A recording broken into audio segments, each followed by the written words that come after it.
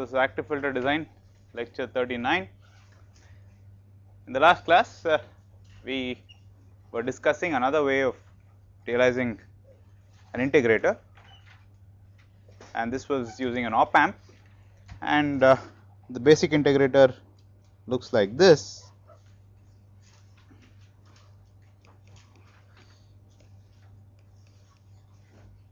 This is the single ended equivalent. If the op amp is ideal, then VO by VI is going to be minus 1 by SCR, and this 1 by CR has dimensions of frequency, and it is called, and you can call it omega naught.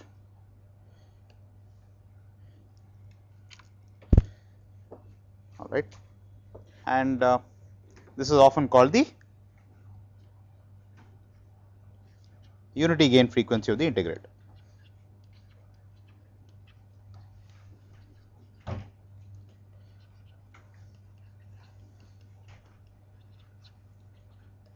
It makes sense because at omega naught the magnitude response has a magnitude of 1, right. As usual, the magnitude at DC is infinite and it keeps falling off at a 20 dB per decade slope throughout. The phase of the integrator, right, is a lag of minus 90 degrees, and the fact that there is an inversion here need only bother us for single ended signals, right. In practice, we know that all our on chip, at least all our signal paths are going to be differential. So, getting a non inverting integrator is very straightforward. All that you need to do is switch the signs. Okay. Now,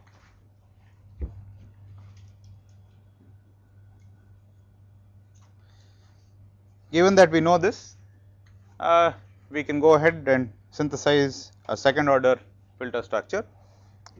We did it one way last time, we can do it another way now. Please note that when we started off with the transconductor capacitor filters, we said let us try and implement this using GMs and Cs, right, where the only problematic candidate is the inductor, right. So, here taking a clue from this, what is this resistor doing? Basically, what is happening is that this is equal to ground. In other words, the negative terminal of the op amp will be ground if the op amp has got infinite gain, and in which case this voltage gets converted into a current VI by R, which is in turn pushed onto the capacitor, resulting in a capacitor voltage which is proportional to the integral of the input voltage, correct. Again, the mechanism is the same. I mean, finally a capacitor can only integrate current and give you voltage. So, whatever you do, finally if you want a voltage in voltage out integrator, then one way or the other what you are doing is converting input voltage to current, pushing that current onto the capacitor and somehow measuring that capacitor voltage. You understand? Okay. Now,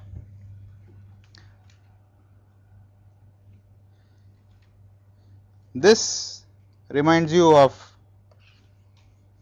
some impedance Z, correct, and this is say a current which is dependent on an input voltage. So, let us say this is Vn by R, correct.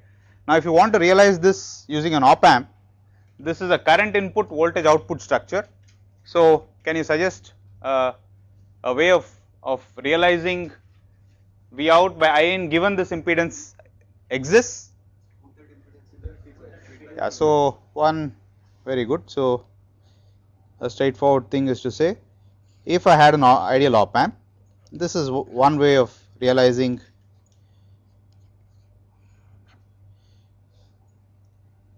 the band pass output if the RLC network was available. What is the value of this resistor? R, this is V in.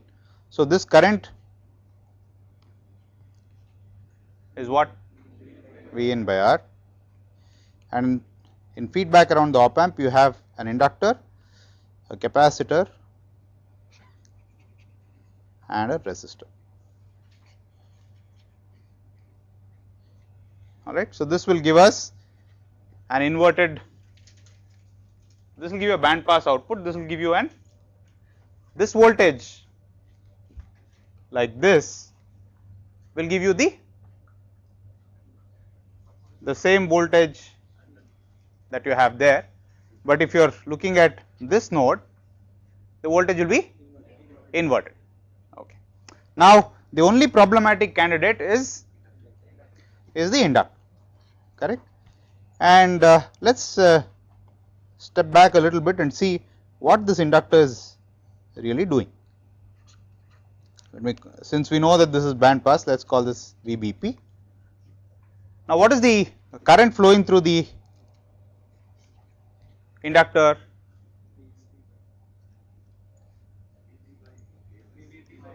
VBP by SL, correct. All right. So, which basically means that we need to integrate, we need to generate a current which is an integral of, what is this current? It is simply an integral of VBP, right. Now, one way of doing that is obviously to use the inductor, correct, but if you did not have an inductor, what do you think you could do? Do not get into op amps first. What is, in principle, what will you do?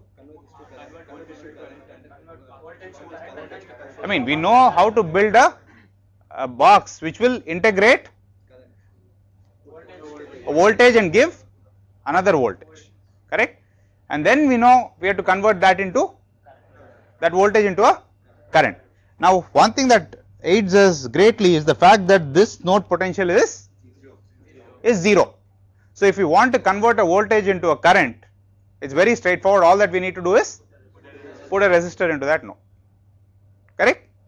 All right. So, in other words, what we need to do in order to push in VBP by SL, which is a current which is proportional to the integral of VBP, is to take VBP, integrate it, right, and you will get a voltage. We already know how to make a voltage to voltage integrator using an op amp.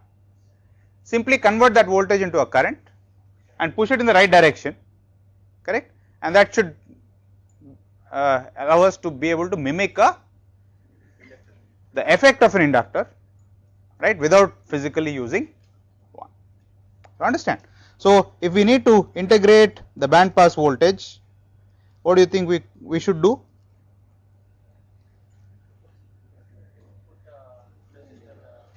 Do we need a inverting integrator or a non-inverting integrator? Non-inverting integrator, but we know how to make a inverting integrator, right. So, what will you do to make, if you had only single-ended circuits like this, what will you do to realize a non-inverting integrator? Put an inverter and then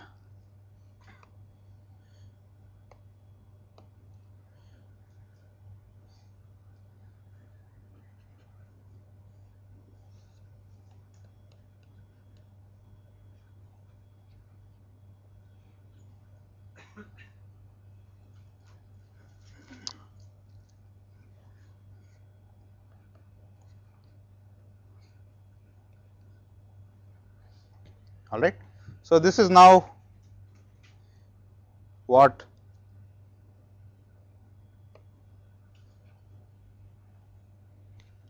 let us say this is R, this is R, this is R, and this is C. What is that voltage?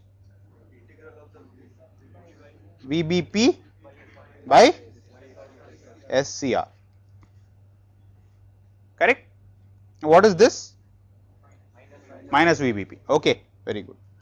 All right. Now, we need to convert this voltage into a current. What will you do? all you need to do is do this, right. So, what is this current now? VB P by SC R square, right. Understand? So, does this circuit look familiar?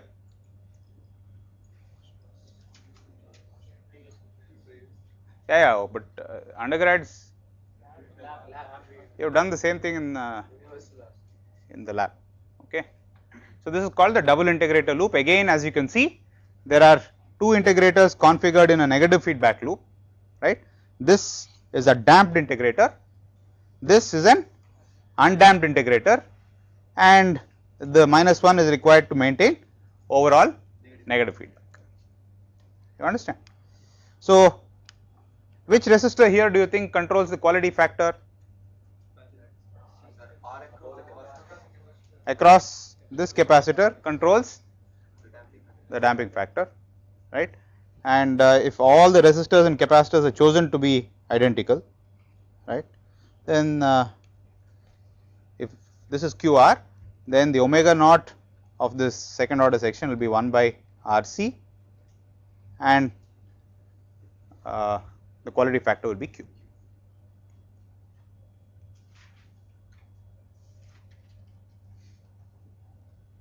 Okay. And effectively you can think about this character as being performing the function of an inductor which has been connected from VBP to the negative terminal of that op amp.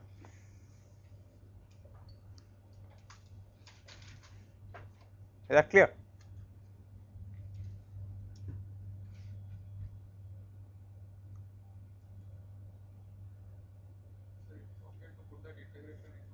Yeah. So, in principle it is okay to put the, no harm done if you interchange the order of,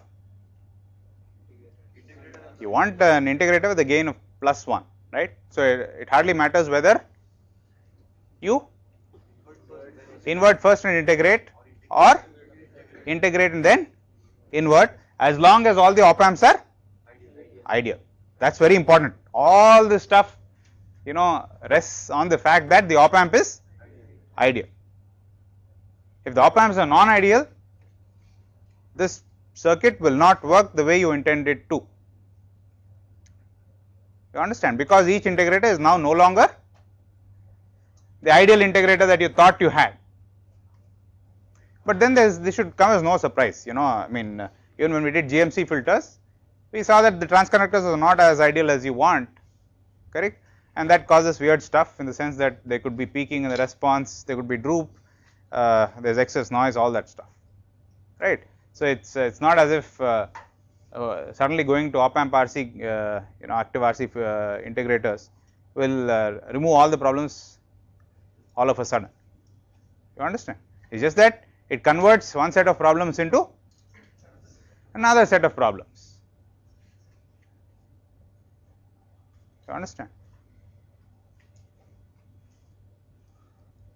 So, in some situations the other set of problems may be easier to deal with than the original set of problems that you had, right. So, like for example, in the GMC case you had linearity and noise problems, maybe they are not that severe now, we do not know, we will take a look. Okay. Now that you know how to make a biquad,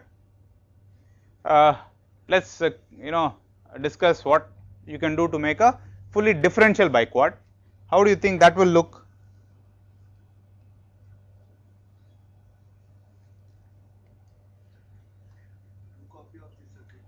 Yeah, so all that we need to do is have a fully differential op amp,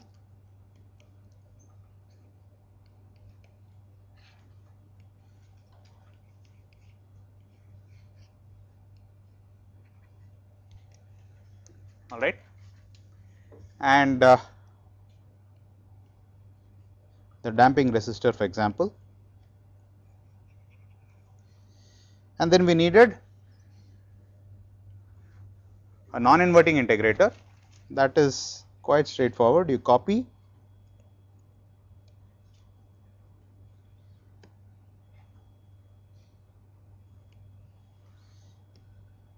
you paste,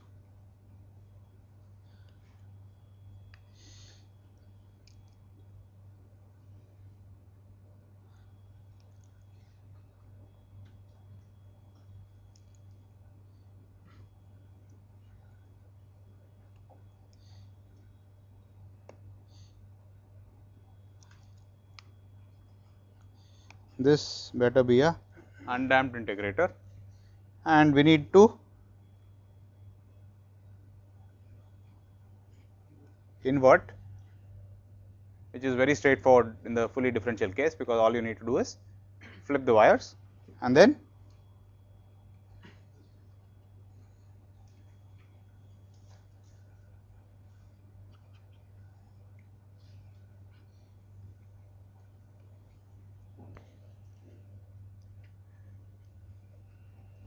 so this is VCM plus VI, VCM minus VI.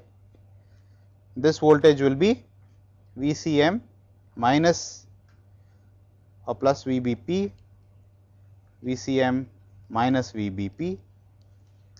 The band pass node is an inverting band pass, is the way I have drawn it, and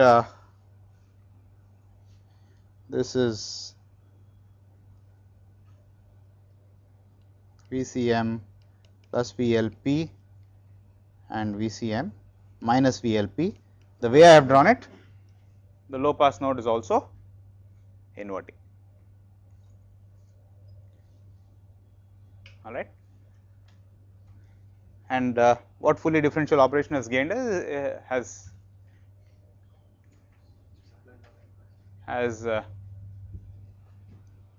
achieved is the usual rejection of common mode disturbances, rejection of even order harmonics, and in this particular example also the bother of having to invert, right, because it is very straightforward in the fully differential example.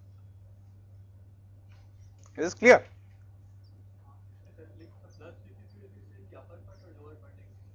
Pardon? No, if I denote this as plus VBP, then this VBP is inverting, that is all. VI to VBP is inverting, VI to VLP as I have drawn it is also inverting. Why?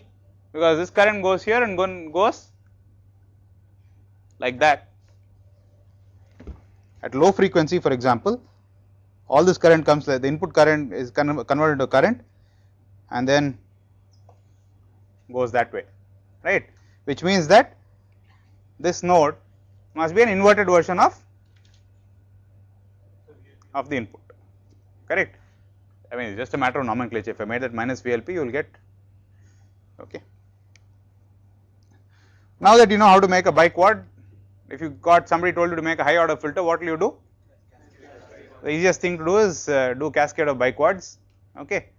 If you I mean, once you did cascade of biquads, what is the next step in the filter design? Ordering of the biquads. So you figure out the same strategy that we used earlier, right, applies without a change here also. So you order the biquads, then what else do you, what is the next thing you will do? You will do node scaling, and so let us try and see if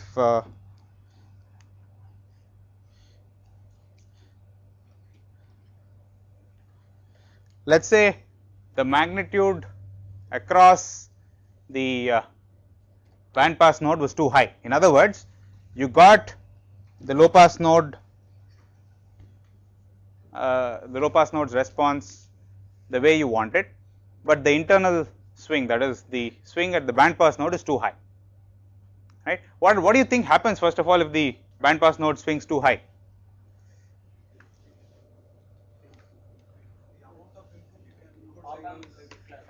If the voltage swing at the band pass node goes too high, the op amp will saturate, you understand, okay. So clearly you can't let the internal nodes swing how much ever they want. So perhaps we should restrict the swing at the internal nodes. Again, the idea is very similar to what we discussed with GMC filters, and I am not going to parrot that out all over again. The motivation and the techniques are the same. As an illustration, if the bandpass node is swinging too high and if you want to reduce its swing by a factor of alpha, what do you think you will do? Pardon? So, let us say originally this was QR and this was C or C1 and QR.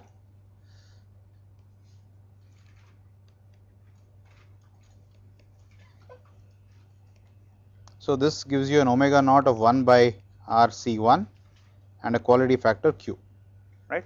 So, let us say the bandpass swing was too high and you, for some reason known best to you, you want to reduce the swing by a factor alpha. So, what will you do? Increase, okay, C by alpha, C1 by alpha. What about QR? Reduce by alpha, all right, and then what? Decrease this R by R. Okay.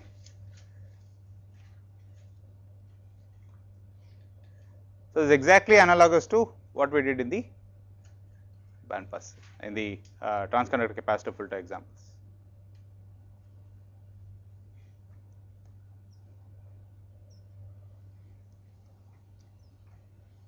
Does it make sense?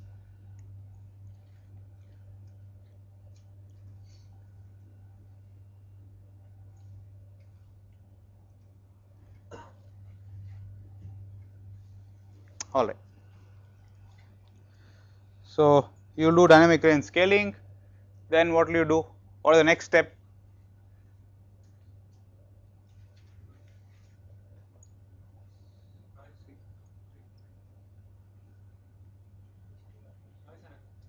Okay, noise analysis, I mean it is hardly possible without figuring out what the op-amp is doing. You understand? The next step is actually sit and design the op-amp. Let us kind of understand the requirements in the op-amp.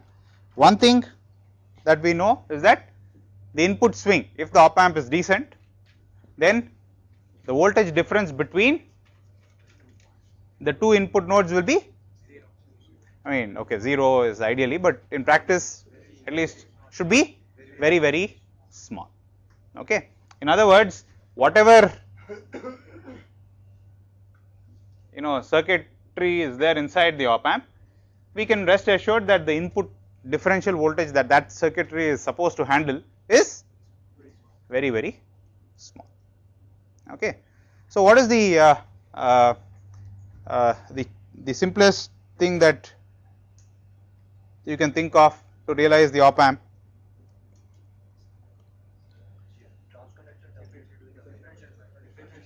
Okay, so we are talking about fully differential structures. So, the easiest thing that you could think of was, I mean, is a differential pair.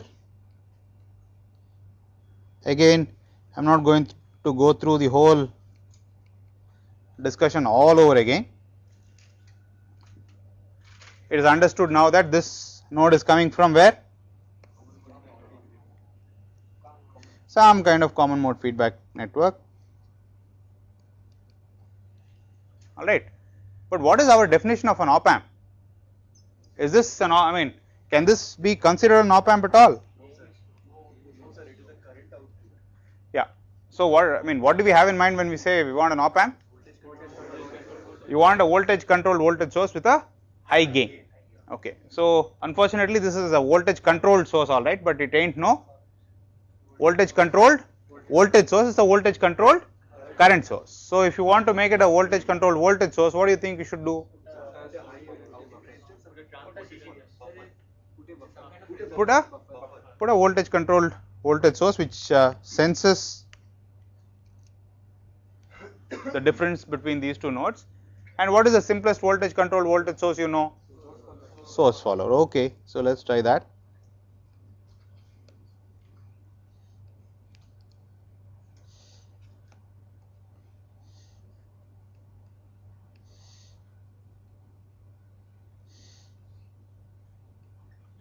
Yes, sir.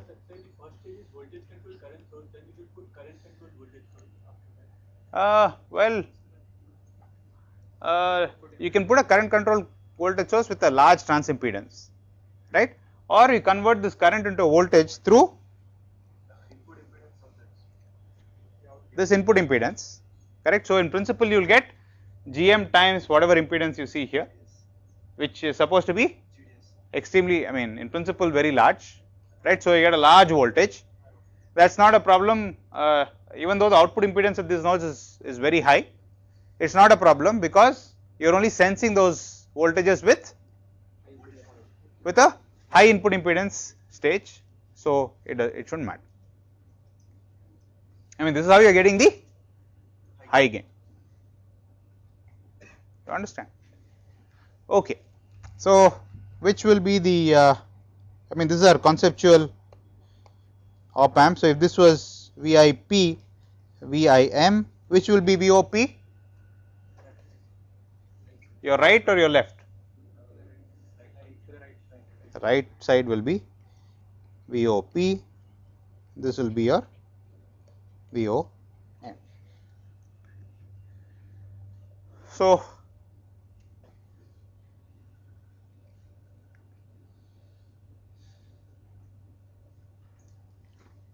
all right. So now let's see if this is good enough. If this is good enough, you know we are done, right? If it's bad, if it's not very good, then we figure out what the problems are and go and try and fix them. All right. Okay. I mean, a lot of you might say this looks very similar to a transconductor, right? But the considerations for this differential pair here and the differential pair that you used as a transconductor are a bit different. Let's see in what way. If you are designing a transconductor based on a differential pair, what all things would you be worried about? Linearity is a very good is a very big issue, right?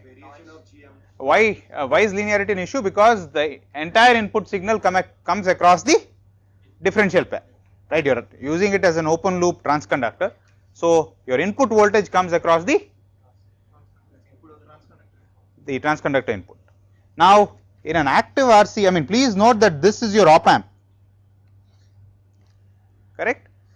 Now what is the voltage coming across this differential pair?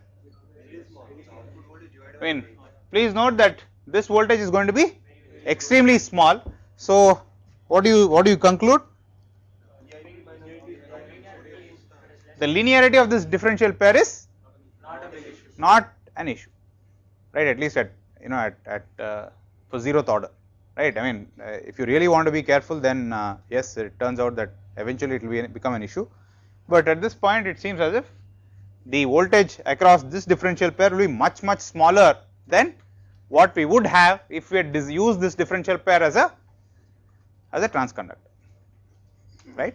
So therefore the linearity of the differential pair is not an issue, which means that you spend all your energy on what?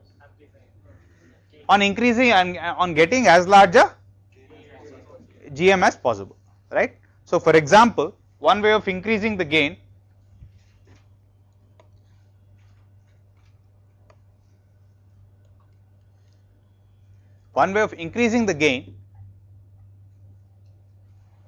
while keeping the tail current constant is to, how will you increase GM while keeping the tail current constant? Increase W by L, thereby reducing the overdrive, correct? Okay. Now that you would simply not be able to do in if this differential pair was being used as a transconductor, because reducing delta V reduces the linear range of the differential. Is that clear? Okay. Another thing that we should also observe is that in a differential pair, if this was being used as a GMC in a GMC filter,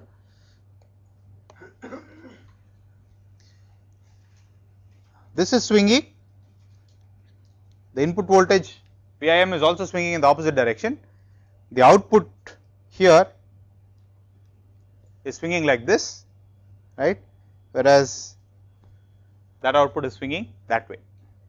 This is this character, all right. So, as far as this transistor is concerned, right, its gate is increasing while the drain is reducing.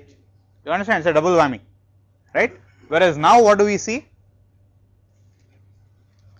How will you relate the voltage swing at this node to the voltage swing at this node?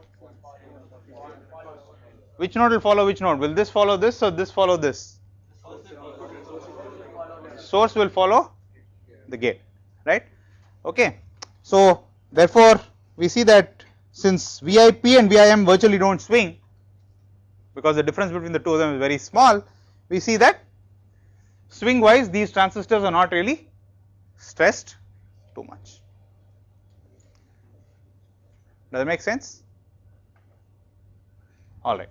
Now, the next thing is to figure out what the peak to peak output swing possible is. Now, instead of making a mess with by assuming different delta V's for all transistors and different I naughts, let us assume that all transistors carry quiescent currents of I naught. This is just an illustrative example and not to be meant to be taken literally, and let us assume that all gate overdrives are delta V, are all the same and equal to delta V, and as usual VTN and VTP are the threshold voltage of the PMOS and NMOS transistors. All right.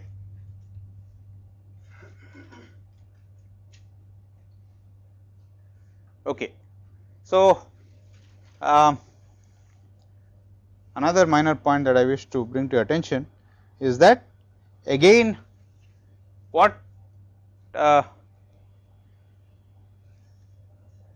is the sane choice for the output common mode voltage and the input common mode voltage of the integrator? A sane choice is to keep them the same, so that, because again the idea is very similar, even in a active RC filter, the output of one integrator is the input of the other, right. So, if you do not want weird stuff happening, or rather you just blindly be able to cascade integrators without thinking, then the input common mode being equal to the output common mode is a sane reasonable choice. Okay. Now, assuming that is the case, for common mode signals, therefore, let us say the common mode at the output is the same as the common mode at the input. Okay. Now, how high do you think, and let us say this is VDD by 2, this is the common mode voltage at the output and the input.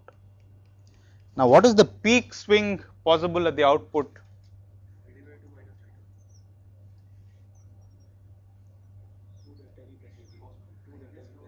So, as this node voltage goes up, for example, what do you think happens?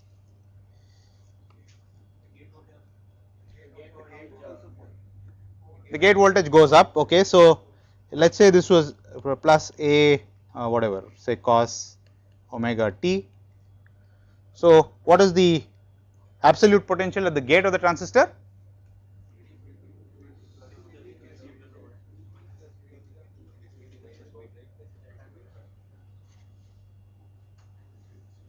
What is this? Come on people. Yeah, so this voltage will be VDD by 2 plus A cos omega t plus delta V plus VTN, correct. So, how high can this voltage go before bad things happen? What will happen as this node voltage goes up and up and up? As this node voltage keeps going up and up and up, what happens? The PMOS current source, which is the load of the differential pair, will go into the triode region. So, what is the highest potential that the gate of the source follower can go to before the PMOS goes into the triode region? So, VDD minus delta V, right, must be equal to VDD by 2 plus A plus delta V plus VTN.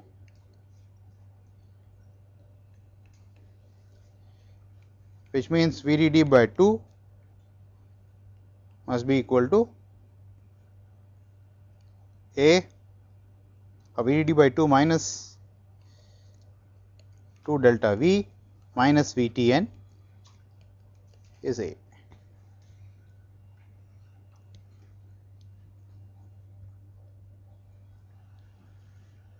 Correct. What happens on the lower side?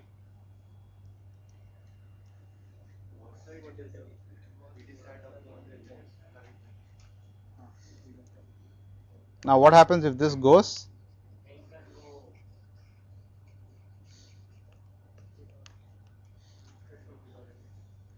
If this voltage starts to go down, what is the problem?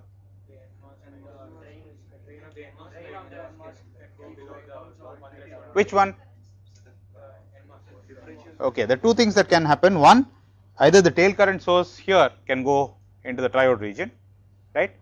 But what do you think A can be, what do you think A should be to make the tail current source, I mean the current source of the source follower go into the triode region?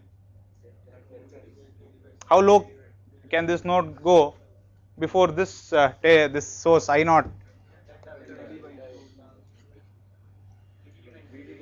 VDD by 2 minus delta V is the A, right? However, before that happens, what happens here? As this node potential goes down, this transistor will go into is going towards the triode region. So, how low can this transistor go? So, if this is VCM, which is VDD by 2, VDD by 2 minus VTN is the lowest that potential can be, right? And this must be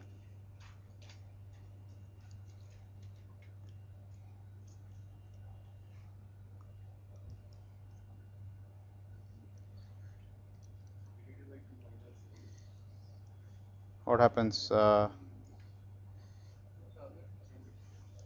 This minus another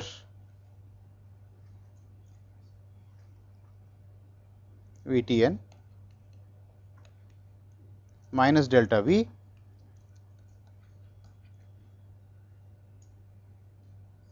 right must be equal to VDD by 2 minus A, correct. Now, when this is at its lowest, this potential is VDD by 2 minus A, correct, which means that this will be VDD by 2 minus A plus VTN plus delta V, right, and that must be equal to VDD by 2 minus VTN. Now, what does that mean? These two go away, all right. So, this dictates that A must be less than 2 VTN plus delta V. Does it make sense?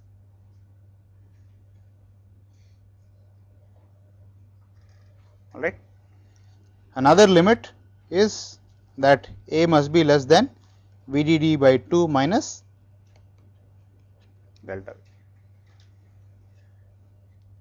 All right.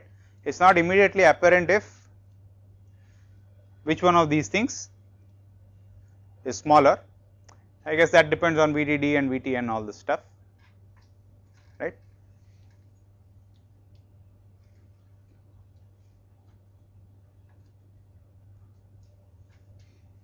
Okay. So, for example, if VDD was 1.8 volts and delta V was say 100 millivolts, then this limit will be 0.9 minus 1.8, whereas the that will be 1 point something. So, clearly this will be the dominating limit. Okay. This is all very dependent on VTN and VDD and all that. Whereas, so what do you see here?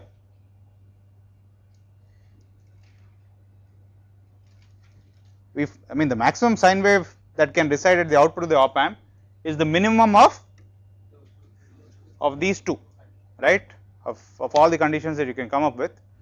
So, which do you think is restricting you? Which is a more restrictive condition? This is the more restrictive condition, right. So, you can see that you are losing a significant portion of the supply, you are unable to use it because of swing limits, and which what do you think is the culprit? The source follower is the culprit. Okay. For example, if in the technology that you are using,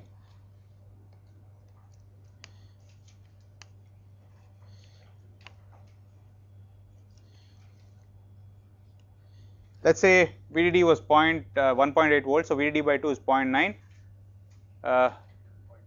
minus 0.2 which is 0.7 minus VTN is like 0.5 or so. So, you get only 0.2 volts, right. Does it make sense?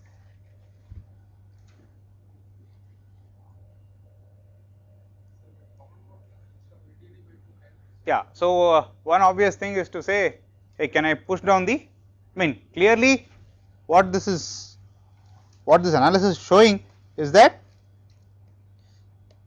you are able to swing lot less on top and a lot more towards the lower rail. So, this suggests the obvious solution, which is attempt to push the common mode down from VDD by 2 to something lower, so that you reduce or rather you leverage off the excess lower swing you have and pass it on to the upper side swing, correct. So, you have a more equitable distribution of headroom, which basically will increase the maximum sinusoidal amplitude that the output of the integrator can support without pushing devices in the op amp into regions where they are not supposed to operate. Is that clear? All right. Now, what are the issues with trying to push the common mode lower?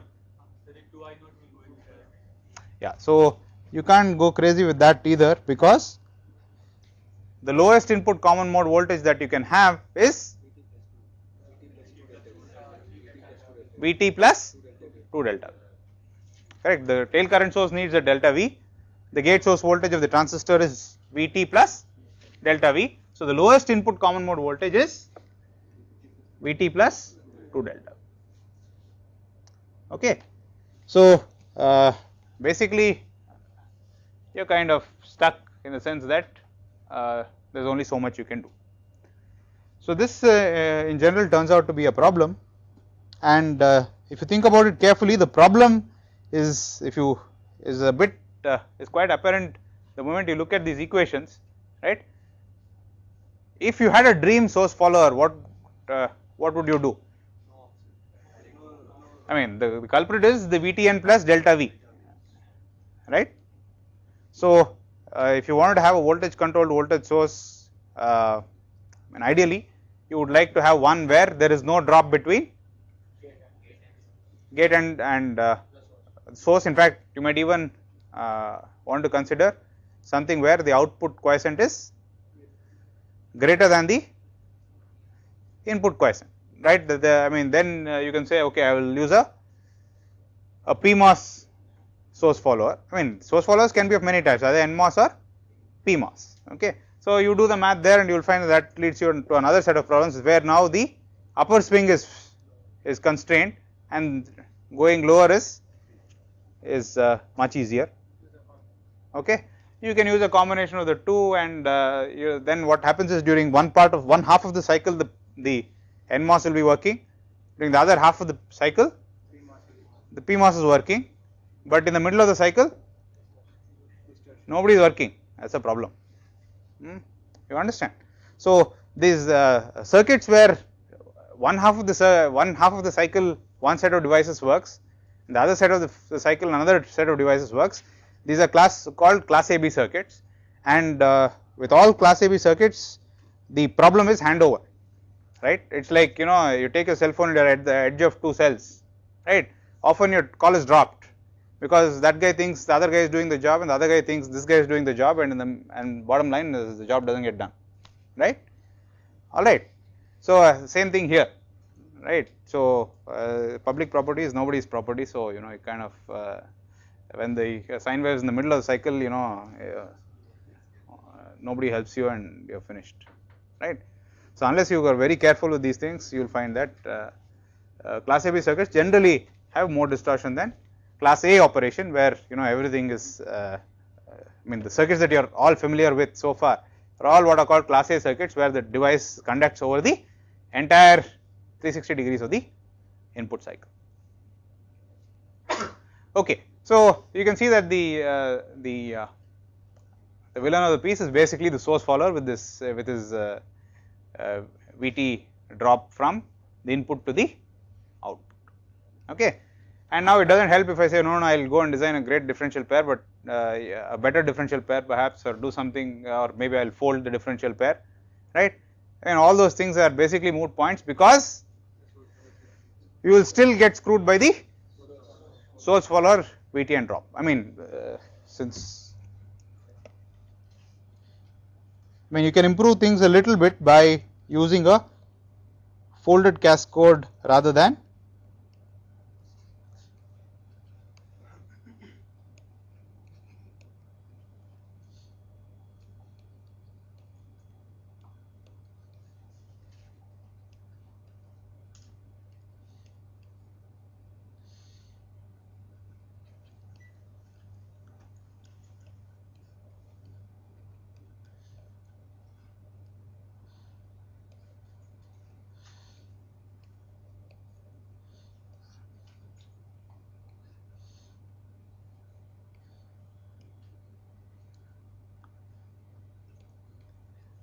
this is now your op amp. I guess by now you know how all the details of how I am going to bias all those gates, right. So this is nothing but a folded cascode first stage. Instead of having a differential pair, this is a folded cascode arrangement, where the advantage is that the voltage, the common mode voltage here can go as high as VDD minus 2 delta V and go as low as 2 delta V. Correct. If all the biases are arranged properly, that is the advantage of having a folded cascode. Of course, with the disadvantage of, what are all the disadvantages of the folded cascode? Noise and power, and the fact that now you have some extra nodes in the signal path, right. So these are two extra nodes you could have done without, all right, but unfortunately they are essential to the whole folding operation, all right. Now I say, okay, I am going to put source followers here.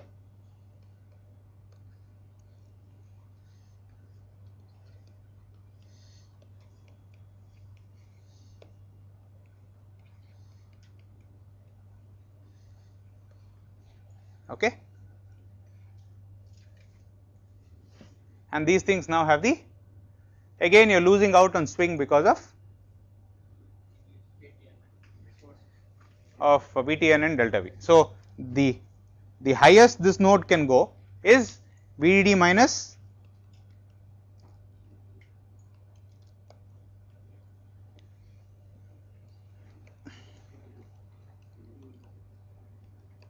VDD minus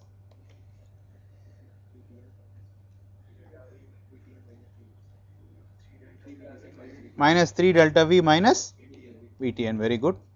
and the lowest that can go is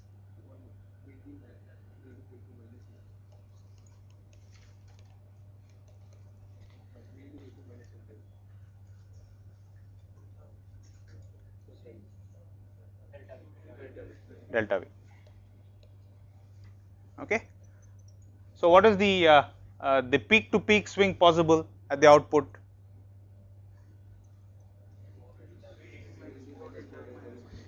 The peak to peak swing, peak maximum swing is VDD minus 4 delta V minus VTN. So, that basically means that the maximum amplitude that you can put is VDD minus 4 delta V minus VTN divided by 2, correct, with the optimal choice of the common mode. Okay. And again you see that, I mean, out of these, which all are avoidable and which all are not avoidable in this expression? If all the overdrives were 0 and all the thresholds were 0, what will you get? What is the maximum A that you can?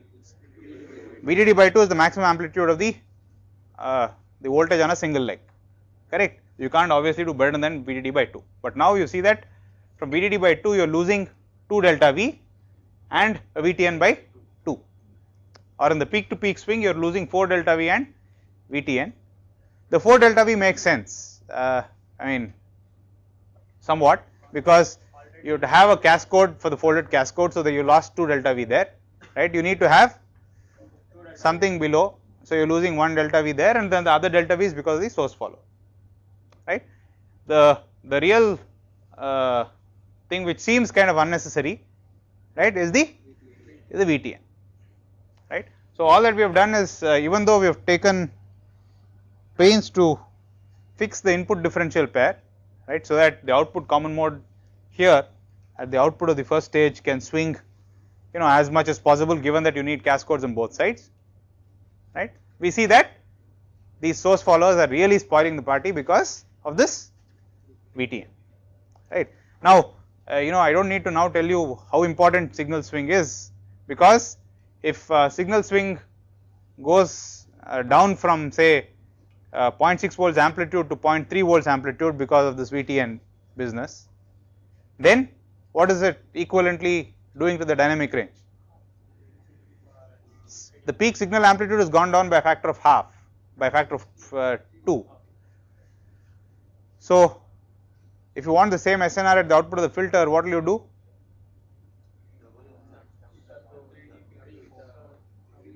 Signal amplitude, peak signal amplitude has gone down by a factor of 2. So, to have the same SNR, you must push the noise power also down by a factor of 4, because signal amplitude has gone down by a factor of 2, signal power has gone down by a factor of 4, noise power must go down by a factor of 4 in order to have the same SNR. Noise power going down by a factor of 4 means what will you do now? Take 4 identical filters and put them in parallel. That is the only way you can get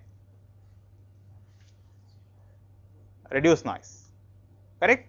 So, now you see that the area has gone up by a factor of 4, power dissipation has gone up by a factor of 4, right. So, this, I mean, this signal swing going down is serious business, right. It may seem like a trivial matter, right. Hey, what is the big deal, 100 millivolts, 60 millivolts, they are all millivolts there, you know, right. But you could be unknowingly, you know, burning lot more power than necessary and making a big, you know, bulky filter rather than a small one, right. Now, making a big filter has got other problems, like for example, now this is sitting on top of a chip which has got a lot of digital content. So,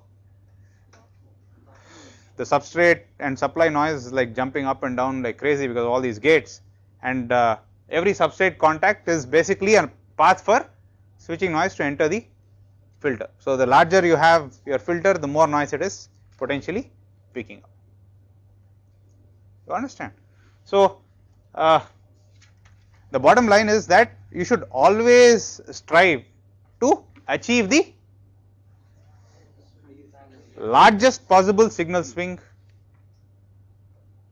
Of course, now if what is the limitation? I mean VDD by 2, but before you get to VDD by 2, something will go into triode, something will going to get out of saturation, something will go off, right.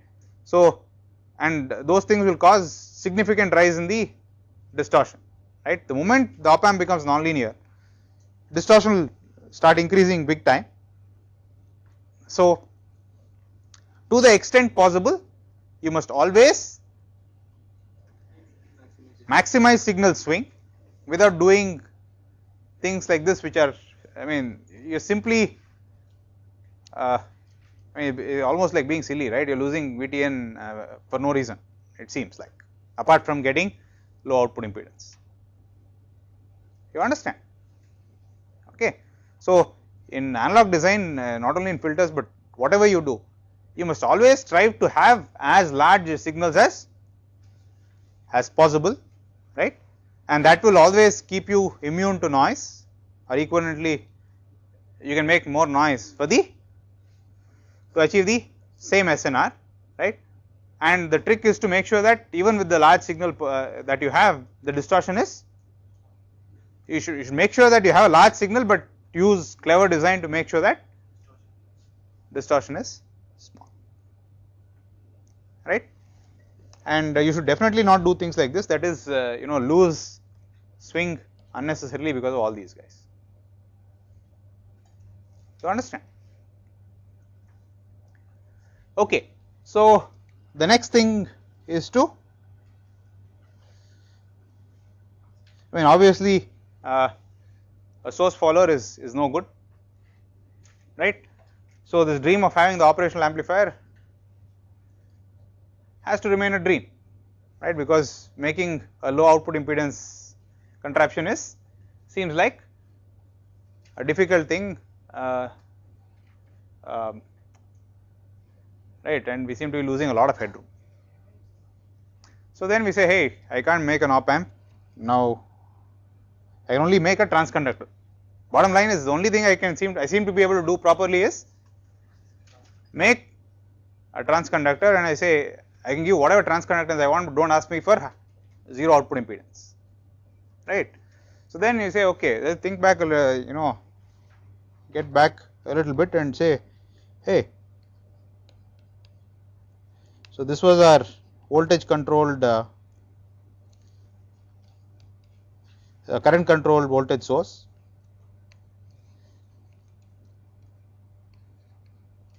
where the basic idea is to compare, this is the output voltage, the basic idea is to compare V out minus I in times Z with ground,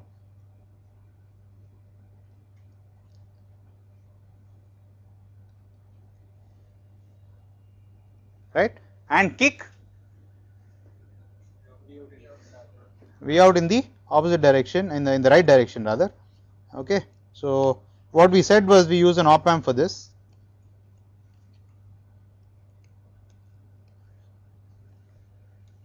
and that is how we got V out is equal to I in times Z, alright.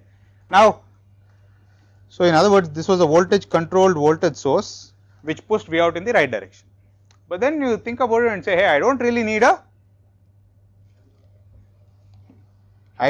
really a voltage source to push the output node up or down.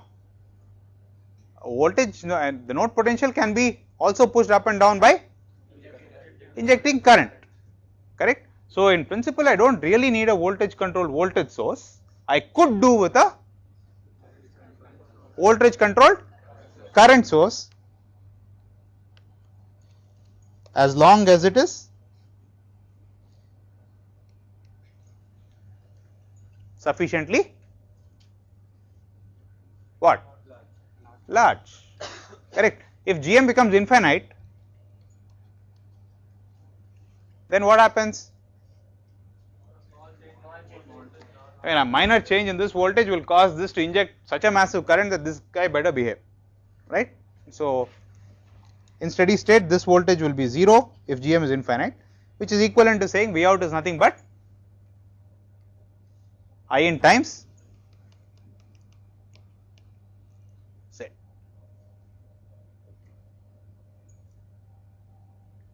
Is that clear?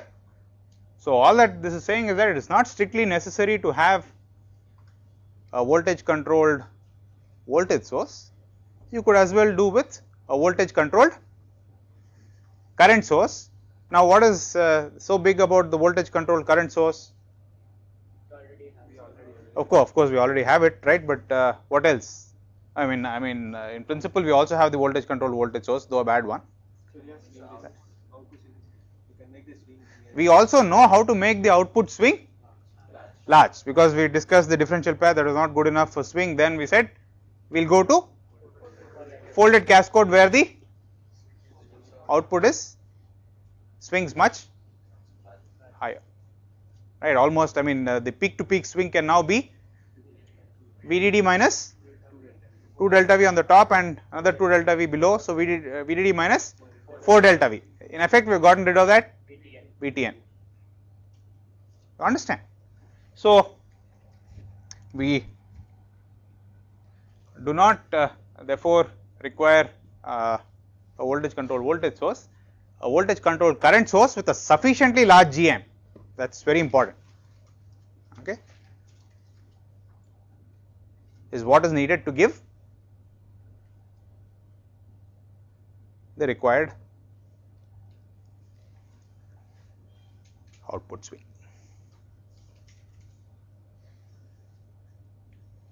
Okay, and now we go through the same series of observations as we had before. We say, oh, we don't really need a current source, because if the GM was sufficiently strong, then this voltage is going to be 0, which means that I could use a resistor to convert the input voltage into a current, and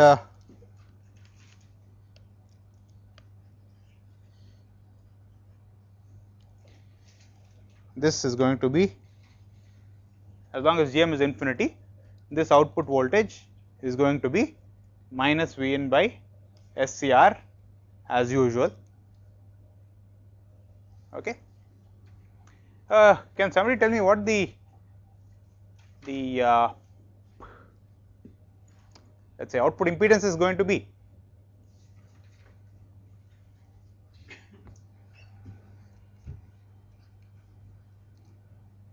Earlier when we had an op amp, we said, hey, op amp is very nice because it's a voltage controlled voltage source, I can load it with anything and then the transfer function of the integrator doesn't change.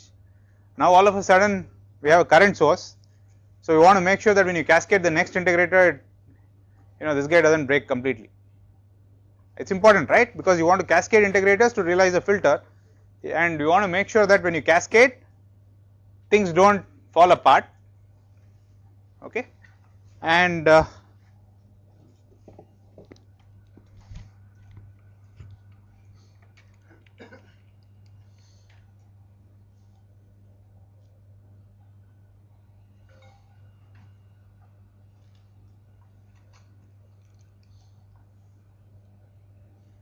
especially since the input impedance is not infinite, the input impedance is R, correct? So when you want to cascade this with another integrator, you want to make sure that the output impedance of the integrator is either 0 or sufficiently close to 0, so that nothing bad happens when you cascade the next integrator. So to that end, you have to figure out what the output impedance is, correct? Okay, so can you tell me what the output impedance is? Okay, let's assume that this is Z.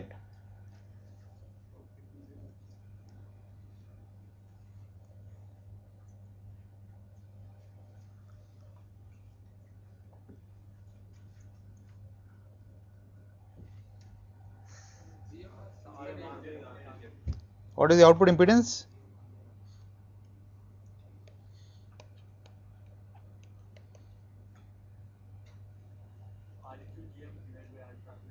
It's 1 by Gm times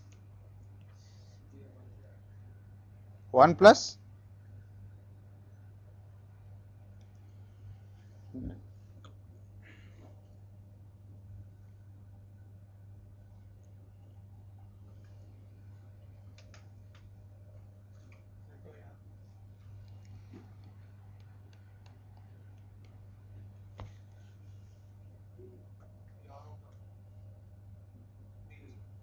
plus yeah, that's correct, plus in parallel with 1 by, I mean sorry R plus Z, correct. I apply a voltage here and measure the current. There will be two branches of current, one going in through the transconductor and one going through the RC network. So that will be 1 by this current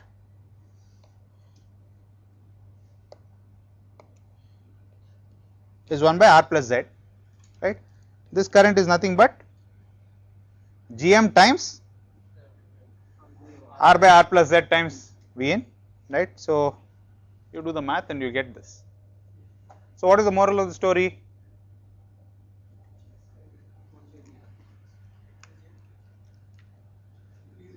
I mean, we know that anyway we wanted to choose GM tending to infinity,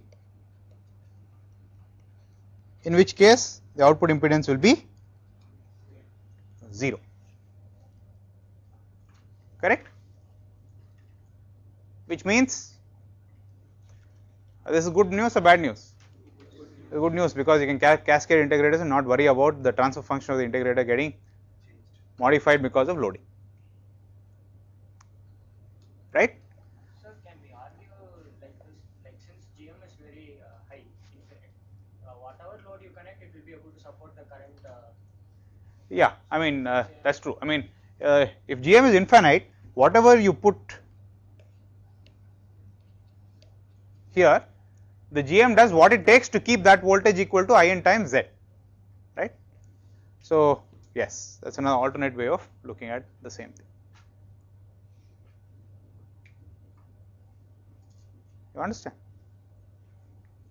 Okay. So one all right, so then we have now progressed to this point where we say we are not really interested in an op amp after all, we are satisfied by having a GM which is sufficiently large, okay. All right, one thing is to find out what sufficiently large means. Of course, we know that in the sense that we know that we'd like to get infinite GM, but it's not a practical thing. GM can only be large, but it has to be finite. The question is, what is the meaning of large? How large is large? Okay. So how will you figure that out?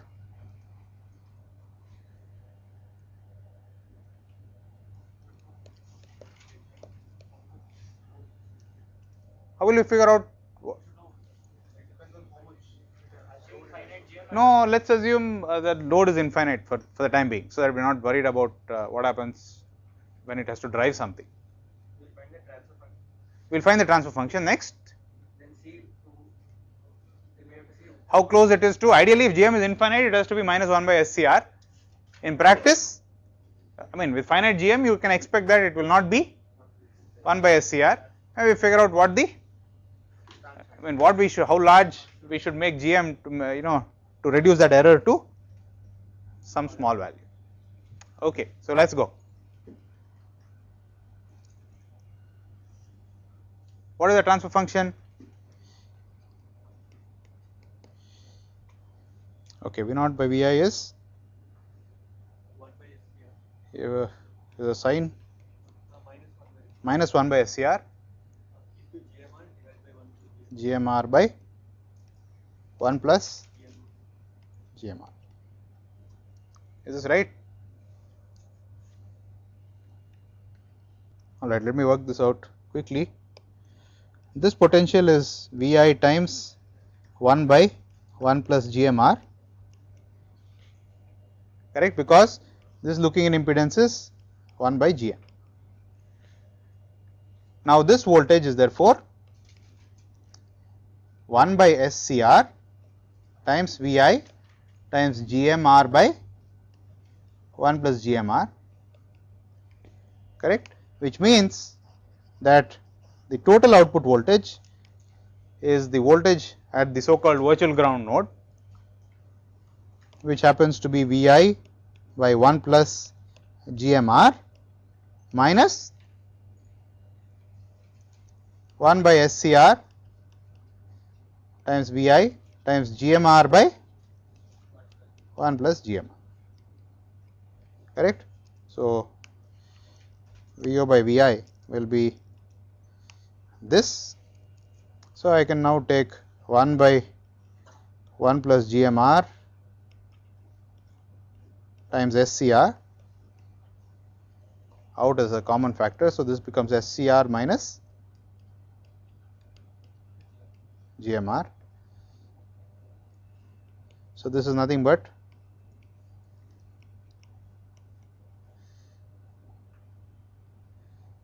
minus 1 by SCR times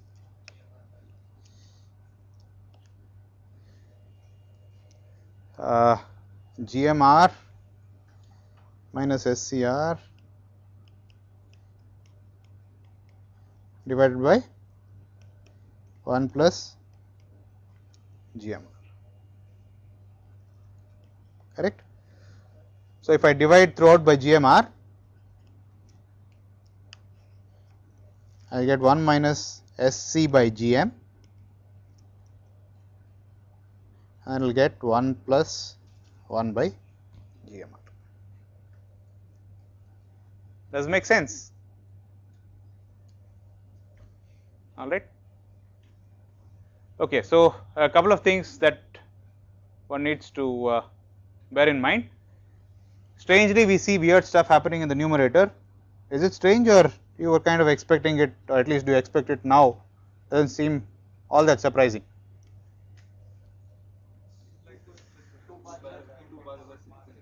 There are two. I mean, this is again the frequency response, very similar to the frequency response of a common source amplifier, right? As you can see, there are two paths connecting the input to the output.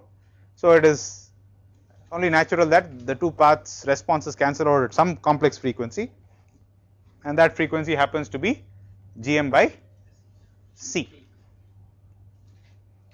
All right. Okay. So, this is a 0 in the, this is a RHP 0, all right, and this character, I mean, as you see, as Gm tends to infinity, the RHP 0 goes to infinity and the denominator tends to 1 as we expect, okay. All right. Now, the question is this a problem or can we live with it?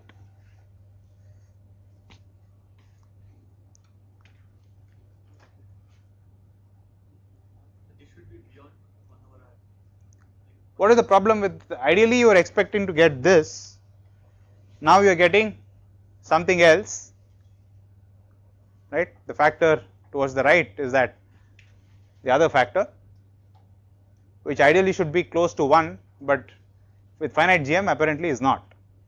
So, 1, what is the effect of that factor, and 2, how do we choose Gm so that you have a working filter? These are the two questions an engineer would ask, correct. All right. So, this is a common, the denominator is thankfully a constant. So, at a pinch what can I say?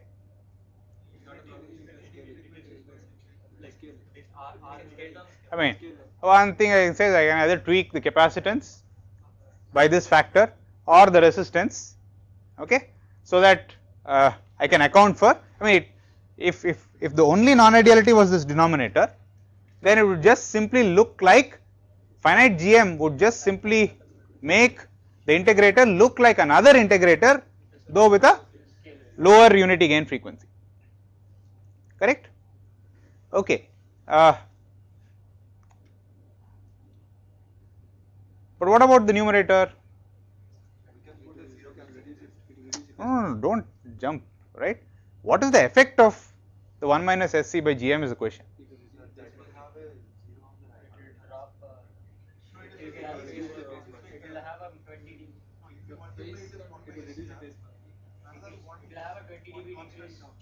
Okay. Yeah, all that is correct, but what do you think will happen to the band edge of the filter? I mean, One thing I mean even the denominator argument is telling you is that if GMR is much larger than 1, then this 1 plus 1 by GMR is close to 1. So perhaps you could kind of compensate it by tweaking the resistor or the capacitor to get back the right unity gain frequency, right, which basically means if GMR is much larger than 1, 1 by RC is going to be much smaller than GM by C, correct, alright.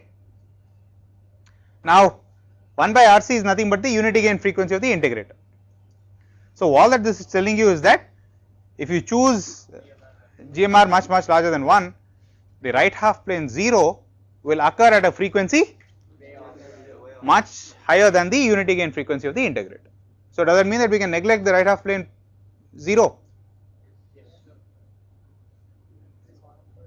What did we learn during what will be the phase of the integrator and the effect of the phase of the integrator on, or deviations of the phase from the desired phase on the frequency response?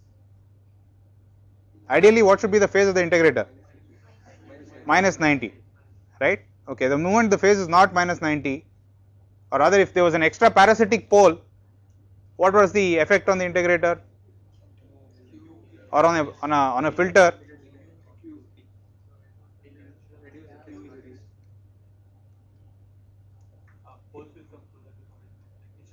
If you had an extra pole in a transconductor, going back to our very early discussions, if you had an extra pole in the, so if we said that if we had an extra pole far away from the band edge of the filter, right, there also the pole being far away, it means that it does not affect the magnitude very much, right. However, the phase added by the pole, right, must be sufficiently small, otherwise I mean the Q will increase to unacceptable levels, right. So excess phase in the integrator is problematic, right, unless the phase is extremely small. You understand? Now having a left half plane pole is as far as phase is concerned is the same as having a right half plane 0. So you can think of this as now an integrator which is minus 1 by SCR times 1 by 1 plus SC by GM times 1 plus 1 by GMR, right. This is a good approximation for as long as you are close to the pass band edge, right, or at frequencies much smaller than GM by C. Yes, which means that the right half plane 0 is just as bad as LHP pole, and so if you do not choose GM large enough, you will find that this causes Q enhancement and potential instability, just like what would happen with a pole. Yeah, is this clear? Okay, now let us see how one might get rid of this character. All right. So the culprit, as you can see, is this guy. And please observe that for an ideal integrator, what we do not want is this chap, correct? Okay. I mean this guy not only adds phase at infinite frequency, what is happening? The output voltage for an ideal integrator should keep going to 0, whereas with this character what is happening? It will settle to a constant value, right, it is 1 by 1 plus GMR, right. Physically also it makes sense, not only from the math, because at infinite frequency the capacitor is becoming a short, the voltage here and here will remain the same, but the voltage here is 1 by 1 plus GMR. So the output voltage will be 1 by 1 plus GMR at infinite frequency. It comes out of the math, but also comes out more from circuit intuition, as you can look here.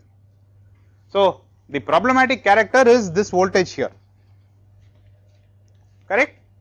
So, to fix the problem, what I would in principle need to do is to subtract out that voltage. This voltage, in other words, if I put a voltage source here which is Vi by 1 plus GMR, right. I mean, all that I am saying is this is the problematic character. If I remove him, I will be okay, correct. Removing a voltage source is not, I mean, removing that voltage is like putting a voltage source here Vi by 1 plus GMR. Now, all of you are familiar with the standard trick of pushing a voltage source through a node, through a junction of nodes. So, what will happen here? Come on people, Avinash, what happens?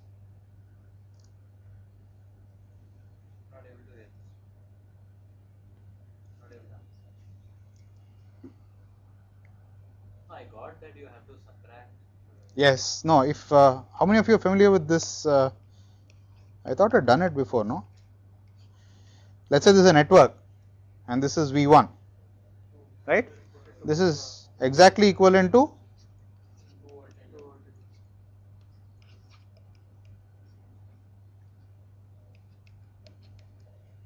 V1. This is known? Yes, okay. Now, I apply this here. So, what happens? I can now replace this by two voltage sources, one like this and another like this, and both these voltage sources are Vi by 1 plus GMR.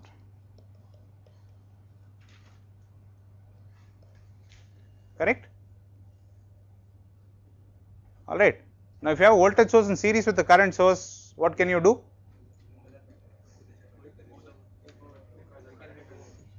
You don't, it doesn't, it's a no op, so you can remove it. All right. Now, all that we need to do is put a voltage source in series with the capacitor and the voltage being Vi by 1 plus GMR. But what is the current flowing through the capacitor?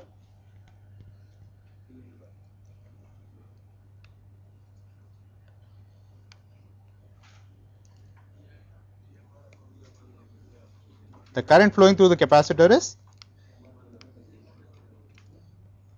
Vi times GMR by 1 plus GMR times 1 by R. Yes. So, what is that? GM Vi by 1 plus GMR.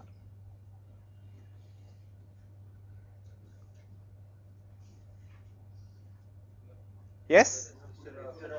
So, now if you look at this this voltage, this battery, the current flowing through it is Vi times Gm divided by 1 plus GMR, right. The voltage developed across the battery is whatever Vi by 1 plus GMR. So, the easiest way of doing this is to put a resistor of value what? 1 by Gm.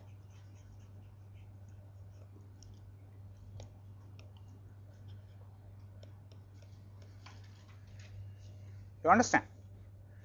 Of course, now for practical reasons, it's the resistor is always put on this side, though from a network theoretic point of view there is no difference. Okay. The reason is that this is often implemented to the MOS transistor, so that it can track the GM of, I mean, this is the GM is usually realized using a differential pair. So, instead of having a resistor where it will be impossible to track the GM over of the MOS transistor over temperature and process, it makes sense to use a MOS transistor operating in the triode region as the resistor, correct. So, when temperature changes or GM changes, this and that tracks, so the cancellation is robust. Triode and saturation. So the triode and saturation will track or? Yeah, I mean reasonably. All right. Okay. So that the capacitor that will be bottom plate which can be connected to a fixed one. Is that an advantage? Pardon? The other side of the capacitor, like the bottom plate, we generally want to connect it to a known source. No, not really. You have no control over the bottom plate at all. Here it is getting fixed by the GM, right? It is the same as the output voltage. Yes. It's not getting fixed. I mean, it's getting driven. Impedance node if you can. Yes. No, no. Okay. I'll come to that. Okay. So does this make sense? So this is often called the zero cancelling resistor for obvious reasons. Okay. But like all cancellation techniques, it will be plagued by what is, if you want to take something and reduce it by a large factor, there are two ways of doing it, at least two ways of doing it. What are the two ways?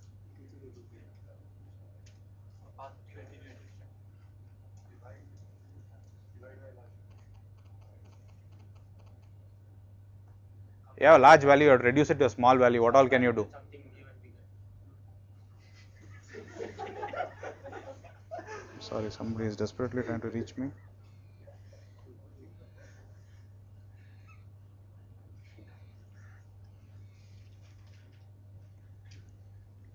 Okay. So one is to divide it by a large number. The other one is by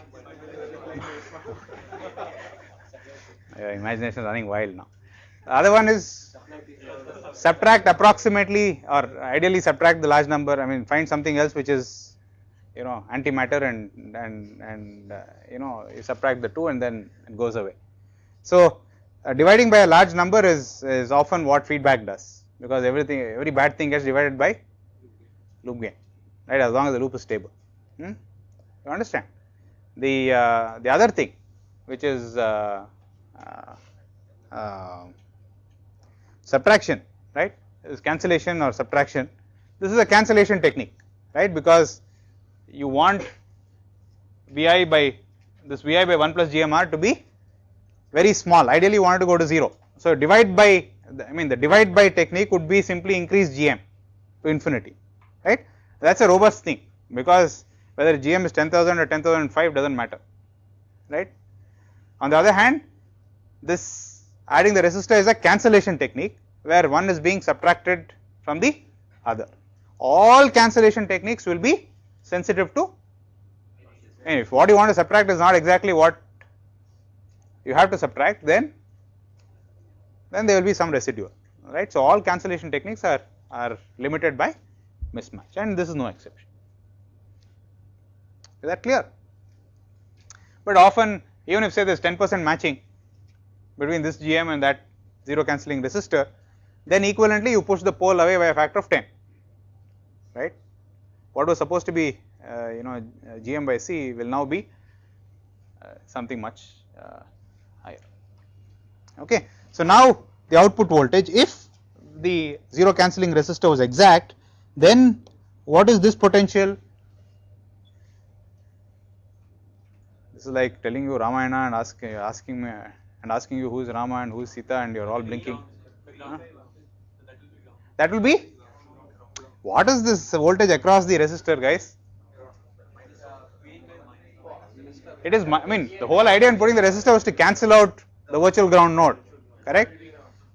So if this potential is Vi by 1 plus GMR, and this potential is also Vi by 1 plus GMR, it follows that this potential will be 0, which means this potential will be minus 1 by, not so fast, into 1 by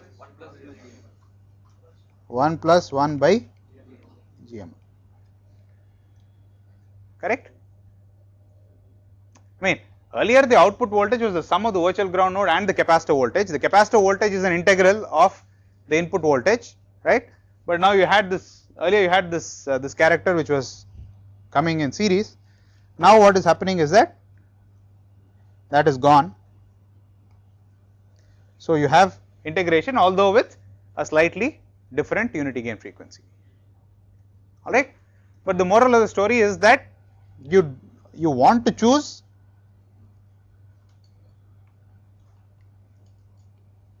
GMR to be much greater than 1. GMR must be a large number. Yes, Ashwin, I know you are dying to ask me a question. Come on. Where that voltage is ground, I mean 0, so can we ground it? Every Ayo, what Ashwin?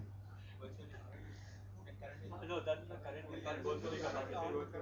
It's like saying anyway you're going to spend all your money, give it to me, I'll spend it instead, you know. You understand? So right, it's like so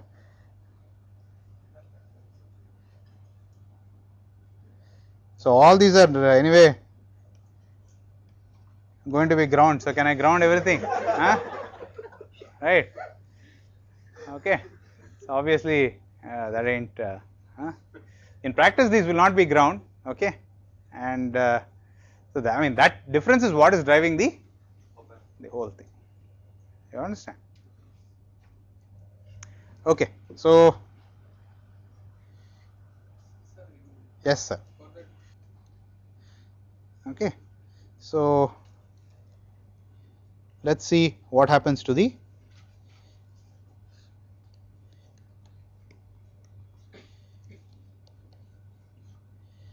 and one more point I wish to add. You should all, I'm sure all of you understand this, but I'll reiterate anyway. Please note that one will never be operating an integrator open loop, right? So all this analysis only is under the assumption that this integrator is embedded in a bigger negative feedback loop, because it's not that we're going to integrate anything, right? We're going to put 2 integrators in a negative feedback loop. So there is negative feedback around the integrator, right, to make sure that the output voltage is 0 when the input voltage is 0. Okay. All right. Okay. Now this is an active RC integrator with some GM, and you know that no GM is noiseless. Okay. So what do you think the noise model is now? How will I evaluate the?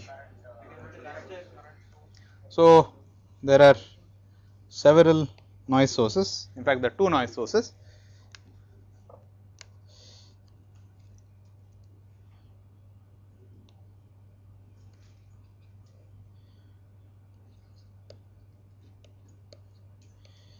Vn1, okay, and the GM has got a noise source like this, which is 4 kT eta times GM. Eta is the excess noise factor, correct.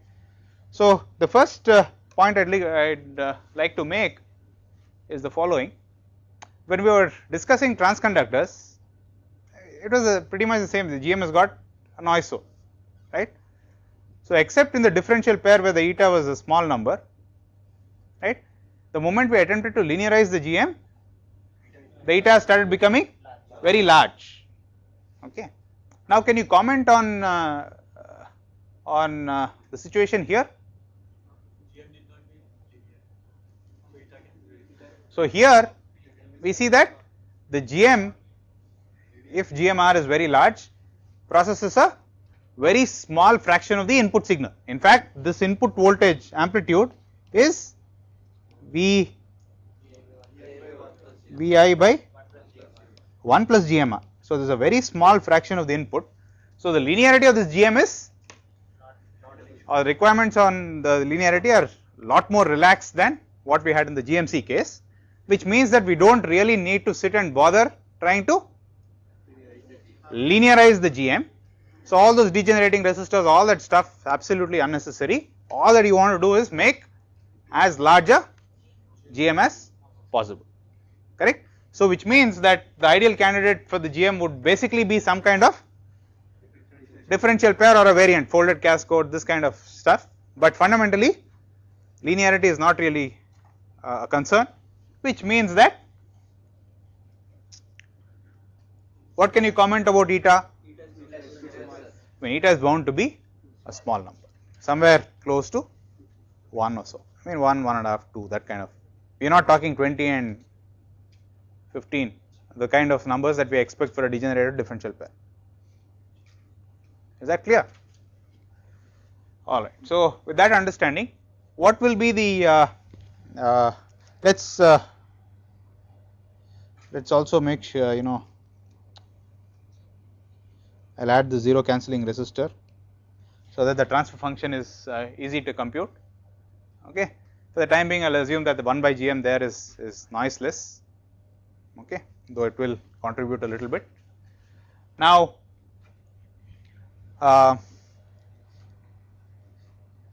if GMR was large, now we can do the math, but before the math I thought I will give you some intuition.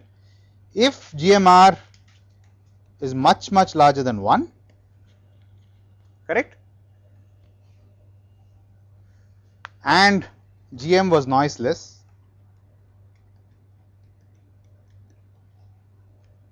what is V out by Vi?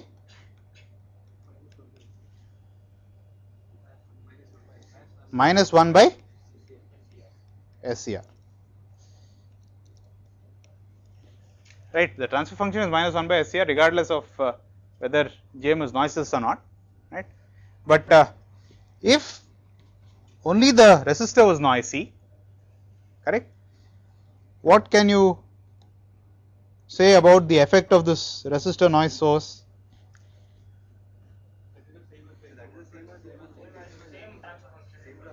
N1 goes through the is adding in series with the input, so it goes through the same transfer function as the input, correct. All right. Okay. Now, if GM had a noise current like this, all right, what do you think will be the effect of GM on the output voltage?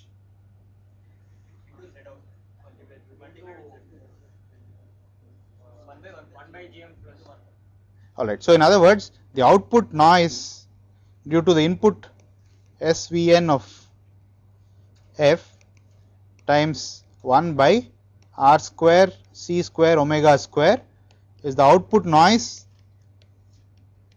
due to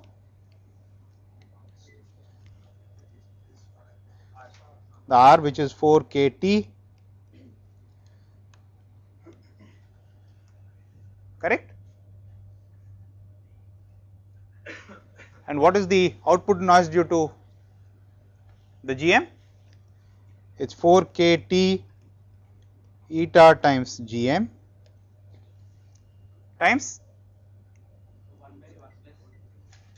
the output impedance mod Z out of omega the whole square, correct.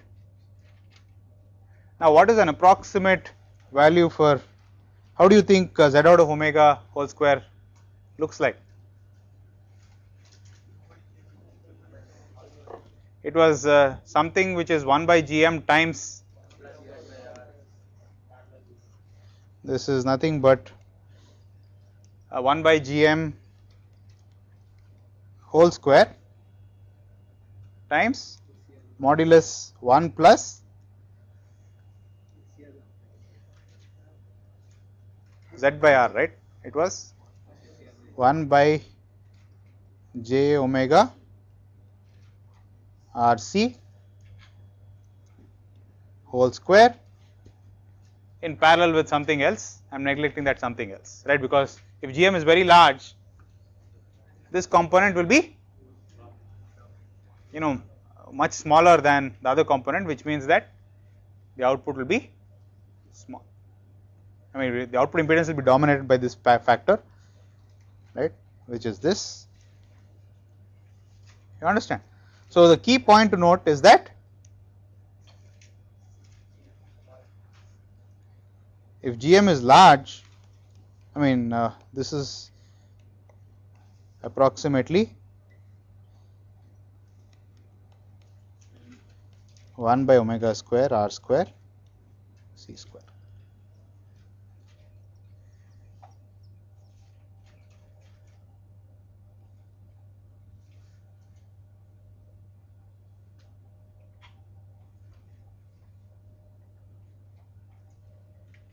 Correct? So, okay, first of all, why does the expression make sense intuitively? At low frequencies, what is the, at frequencies where this is much larger than this, correct? Can you compare the noise of the transconductor to the noise of the,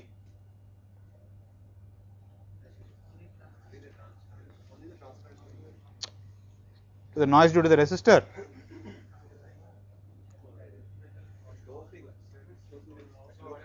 At low frequency,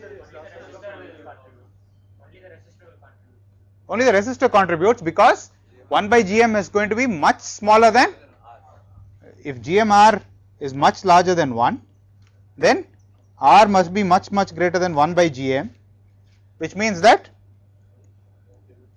at frequencies within the unity gain frequency of the integrator, the dominant contribution is coming from the resistor. In fact, its contribution will be several times larger than that of the transconductor. Does it make sense? Right? At high frequency, that is at frequencies much greater than unity gain frequency of the integrator, right? Which one? The transconductor dominates, all right, but you can see that its spectral density is much smaller than 4 kTr, correct? Okay. So in other words, if the transconductor was noiseless, the output voltage noise spectral density would look something like this. So this is R noisy, GM noiseless.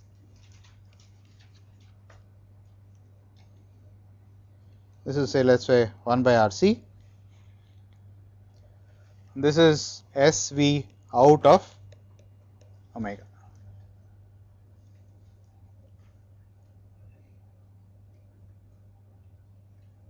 Is that clear?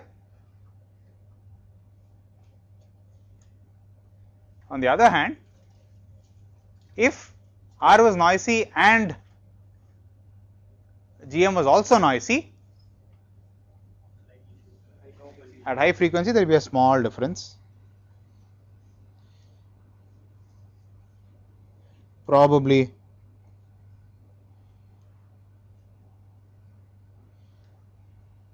something like that.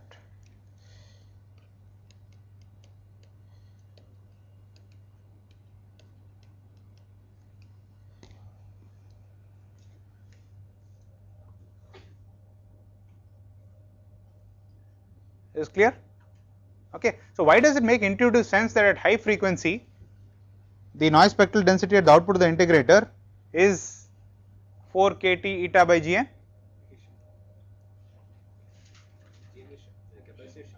Yes, at very high frequency what happens? The capacitor is short. Okay. All right, as I said, I am neglecting 1 by Gm in all this analysis, right. If the capacitor is short, then if I yank this voltage up, what happens to this voltage? Will go up by the same amount. So the output impedance at very high frequency tends to, at infinite frequency, what is the output impedance? 1 by Gm, correct. So and the output and the spectral density is 4 kT eta times Gn. So the output noise spectral density at very high frequency must be 4 kT eta times gm times mod z out the whole square, which is 1 by gm square. So 4 kT eta by gm is the output spectral density, which also comes out to the math. Correct? Alright, but the bottom line is that it is not only important to make GMR much larger than 1, right? One of course from the point of view of output impedance, right, and also from the point of view of what? Noise, right. So, and of course if you make GMR much larger than 1, we also saw that the integrated transfer function becomes minus 1 by SCR, and the correction factor becomes a very small number, right.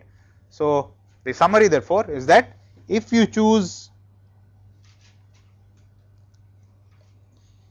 GM are to be much larger than 1, then noise wise only the resistor matters, which means that the excess noise factor of this integrator as a whole is close to 1, okay, or the input referred noise spectral density of the active RC integrator is close to 1.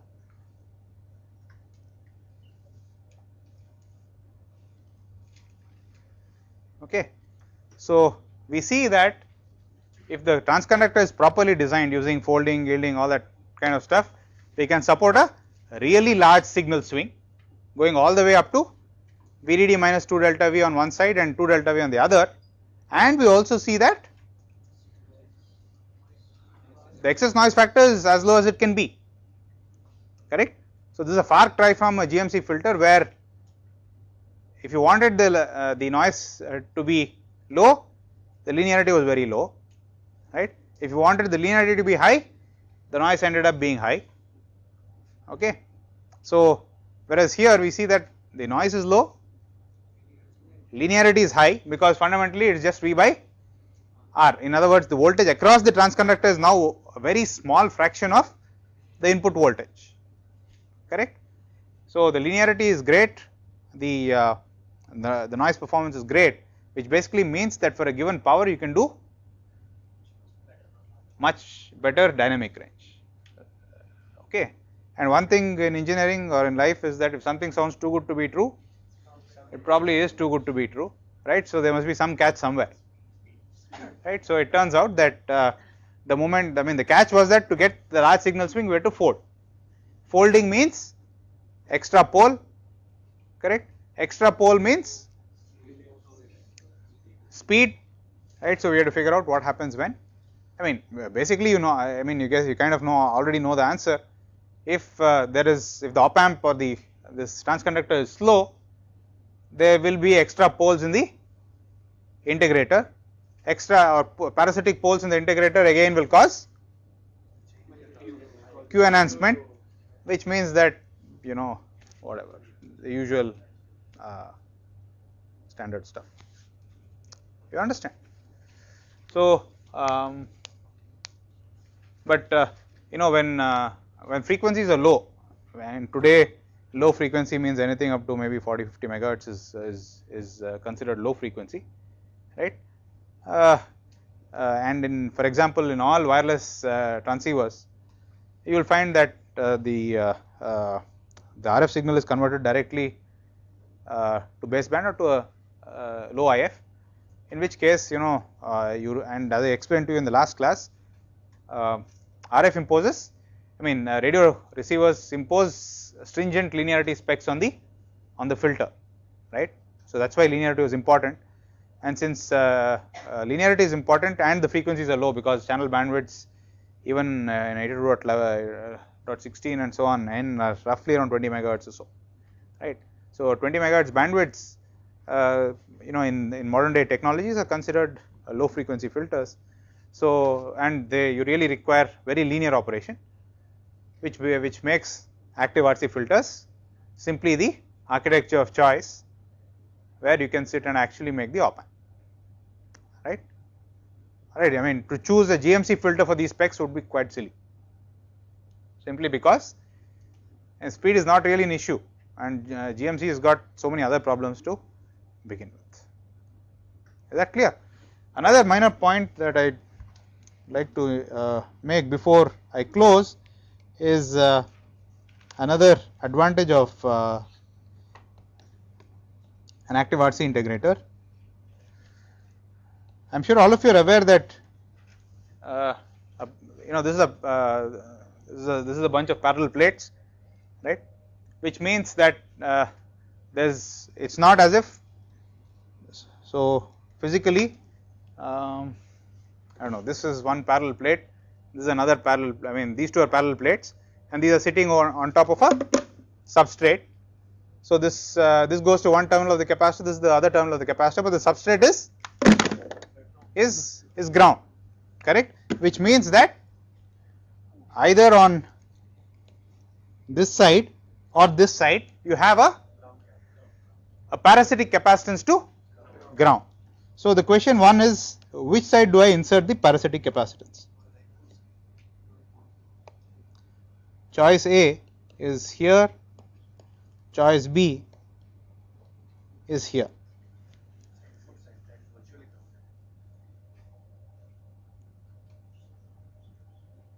First of all, if the op amp is ideal, do you think transfer function wise either choice makes a difference? Why?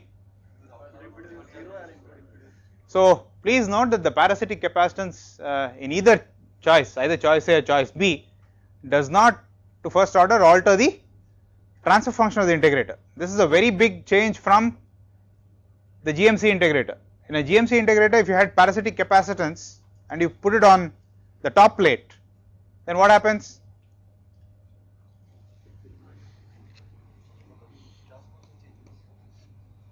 This is the GMC integrator.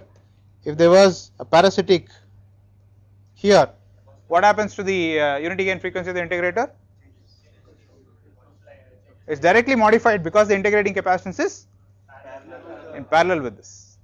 Okay. On the other hand, here what is happening? So one side, if the op amp is good, this is virtual ground, so no current flows through this capacitor. So obviously the capacitor doesn't affect the transfer function. Similarly, if you set choice A, then the output impedance is 0. So even though current flows through the capacitor, is being supplied by the op amp, not by the input current.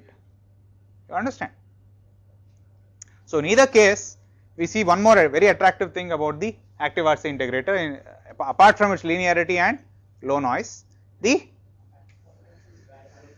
parasitics don't really matter to determine the transfer function, right. So it is in principle a parasitic insensitive structure, because every node, right, is either a low impedance node or virtual ground, correct. All right. Now the question is, fine, it doesn't matter. So is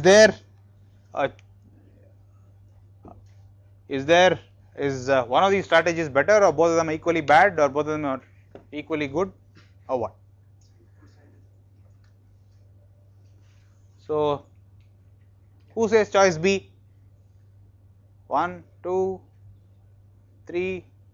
Come on, man, your friend said that.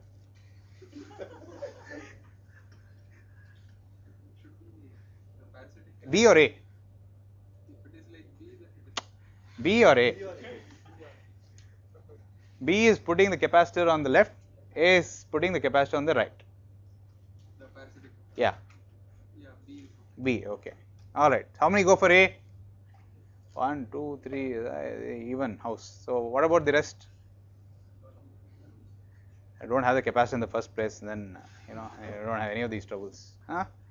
Okay. So why did you say B, Animesh? Sir, that node is virtually grounded. Yes. Potential is very less. So the current drawn by the capacitor parasitic cap will be eventually less. So the Yes, it will be 0. Yes. So what? Voltage swing is actually very less there. So Yes, that's correct. So what? So the impact So why is it better than putting it at A? there the voltage will be swinging a lot. But the op amp is supplying it. What is your problem? But it's not an ideal op amp. So we are putting Okay.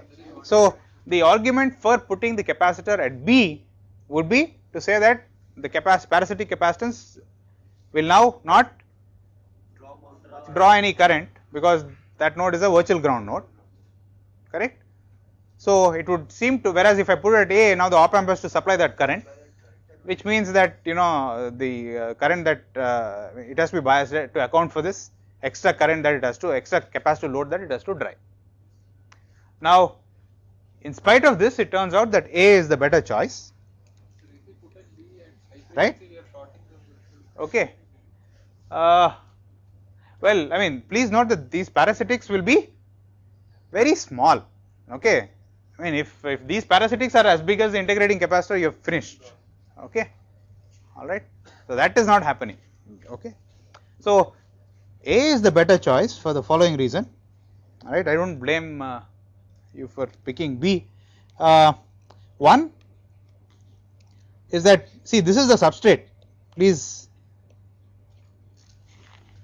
bear in mind, right. Now the substrate has got a lot of digital noise on it. Okay. So now can you tell me which of them is better? Why?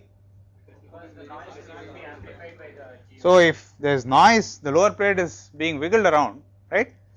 The transfer function from this noise source to the output of the integrator is simply 0 because GM is very, very large, right, because this impedance looking in here is 0. This wiggly bottom plate is going to cause some wiggly current which is going to flow into a low impedance node, whereas if in this choice, if I connect, there is a noisy current flowing here, what happens to all that current? It goes through the integrating capacitor, gets integrated, and noise now gets into the filter. You understand? So again, one more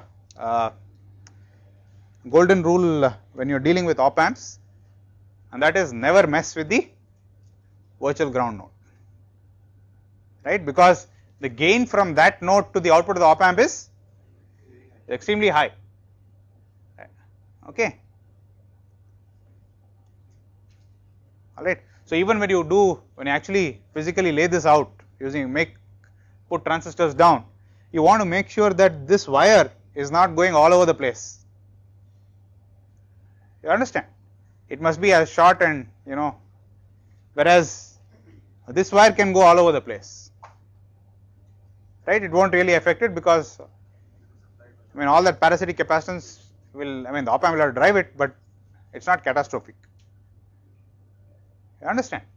Now if you route this virtual ground node all over the place, then of course the parasitic, as we all argued, it doesn't really carry any current, but it's now talking to everybody, right, which means that it's a great pickup point for noise from other sources. So that must be as short and small as possible so as to reduce the parasitic at that node. You understand? All right. So we'll continue in the next class. Yes, sir. You said that this one is slower because of cascading, folded cascade. That is only, one thing is, so the question was, is the speed limitation because of cascading? And I would think that the next thing you would say is that, because, the pole at the cascade is actually a very high frequency pole, so does it really matter? One thing please note is that we need to get GMR to be much larger than 1. So the obvious question is, what is large? Correct? Is 10 good enough or 100 good enough or what? So it turns out that the distortion of the filter will also go down if GMR is made larger and larger and larger. So often what you would want to do is to increase I mean ideally you want to increase GM to infinity. So a single stage GM is not really giving you, I mean to get 100 times GM you have to burn 100 times the power, right, which is you know may not be a particularly smart thing to do. Then you would say, okay, I can't get a large GM by simply paralleling GMs, right. A better thing is to multiply rather than add, right.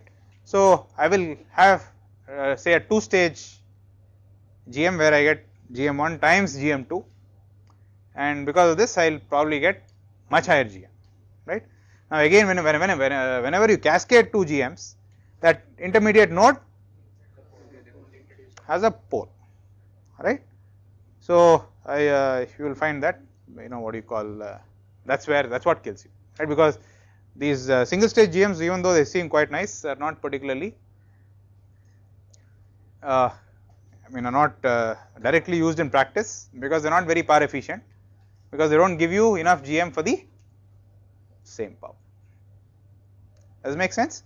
And converting your folded cascode transconductor into a GM is like a half a second matter. How?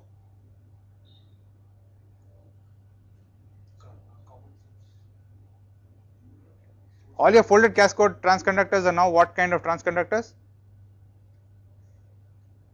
Have you linearized them? Yes, no? You have degenerated them, right, by putting a resistor. Now if you want to make it a 2-stage op-amp, fully differential 2-stage op-amp, what do you think you will do? Come on people.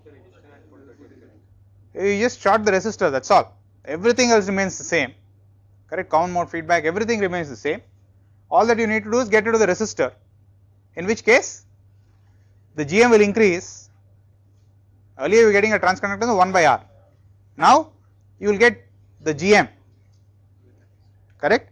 The excess noise factor will go down because the current source noise becomes a common mode thing, correct. So I mean you're all, in principle you're all set to make an active RC filter, there is nothing at all. You just take your old assignment, set R to 0, correct, and now you have a fully differential op-amp with large swing.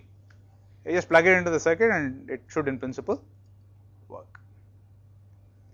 You understand? Okay. All right. So we'll stop. Yes, sir. More offset as compared to GMC filter because the input was larger in the GMC filter, now the input is small. So the effect of offset? No. The effect of offset is depends on overall loop gain. It's not as simple as simply looking at. Okay. All right.